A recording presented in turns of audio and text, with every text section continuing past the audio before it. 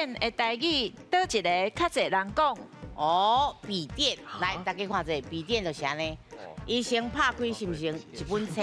嘿，吼，啊合起来就是甲咱册合起来。哦所以我的答案是册型的电脑。哎呦，嗯，这伊的外形就一本册就对了。就是咱拍开就好啊，啊要买看就合起来就好啊有。影。啊，那我这边吼是照伊的功能来讲，哦，你讲功能，或者随身电脑，哦，是合起来了摕第一者。摕身躯，嘿，要行到倒位，通啊扎到倒位，随身扎咧，我听过我的朋友讲随身，随身咧。随身呢？